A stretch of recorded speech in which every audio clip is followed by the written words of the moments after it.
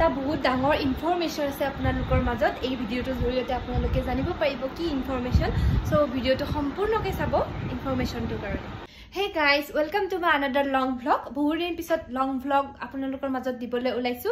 এটা ইনফৰমেশ্যন জনাব লগা আছিল আপোনালোকৰ মাজত সো ভাবিলো এই ভিডিঅ'টো শুট কৰি দিও হয়তো কিছুমান ছাত্ৰ ছাত্ৰী মোৰ ভাইটি ভন্টি সকলৰ সুবিধা হ'ব সো সকলোৱে হয়তো জানে আমাৰ অসমত কেইখনমান মেডিকেল কলেজ আছে আৰু সেই কেইখন হল একদম সম্পূৰ্ণ ফ্ৰী শ্ৰীমন্ত শংকৰদেৱ ইউনিভাৰ্চিটি আন্ডাৰত সেইকেইখন মেডিকেল কলেজ আমাৰ আছে আৰু তেওঁলোকৰ আন্ডাৰত বিএসসি নাৰ্ছিং জিএনএম এইবোৰ সকলো পঢ়িব পাৰে আৰু যদি কোনোবা ইচ্ছুক আছে শিক্ষাৰ্থী ৰিসেন্টলি এইচএস পাস কৰা হওক বা আগতেও পাস কৰি হয়তো কিবা কোৰ্স লাইন কোৰ্স পঢ়িব খুজিছে তো এইটো ইচ্ছুক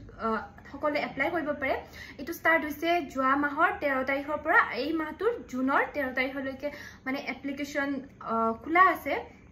আপোনালোকে যদি ইচ্ছা কৰে এটো এপ্লাই কৰিব পাৰে আৰু সম্পূৰ্ণ ফ্ৰী হয় এটো কোৰ্সটো মাত্ৰ আপোনালোকে মেছ ফিজ এটা দিলে হল তেওঁলোকৰ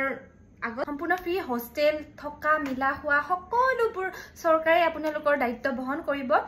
আৰু এইটো আপোনালোকৰ আছে গুৱাহাটী জিএমচিএইচ এমএমচিএইচ লগতে মৰিগাঁও তেজপুৰ যোৰহাট ডিব্ৰুগড় সকলো শিলচৰত এইকেইখন ঠাইত আপোনালোকে আছে আৰু যিসকলে হয়তো পাস কৰিছে এইচএসডি আৰু তেওঁলোকৰ পাৰ্সেন্টেজ 50 আপ আছে তেওঁলোকে এপ্লাই কৰিব পাৰে আৰু এই ইয়াত এপ্লাই কৰিবলৈ কিছুমান ক্ৰাইটেৰিয়া আছে যেনে ধৰক আপুনি ইংলিছত ম্যাক্সিমাম 40% পাব লাগিব এইচএছত আৰু লগতে আপোনাৰ সায়েন্স মানে সায়েন্স হলেও হয় আৰ্টস হলেও হয় আজিকালি বাট সায়েন্স টু বেছি প্ৰিফাৰ কৰা হয় মানে ইয়াতে সো আজি ভিডিঅ'টো ইখিনি আছিল অকমান সৰুকে এটা ইনফৰমেশ্যন দি দিলো অৰব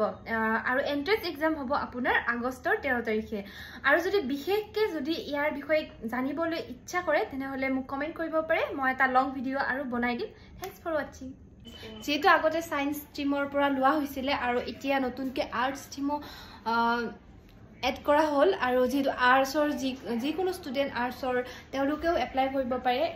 ভাল কোৰ্স হয় ভাল অপৰচুনিটি হয় আপোনালোকে প্লিজ এবাৰ হলেও মানে যি সকল ইচ্ছুক আছে এইটো লাইনত তো কৰি চাব পাৰে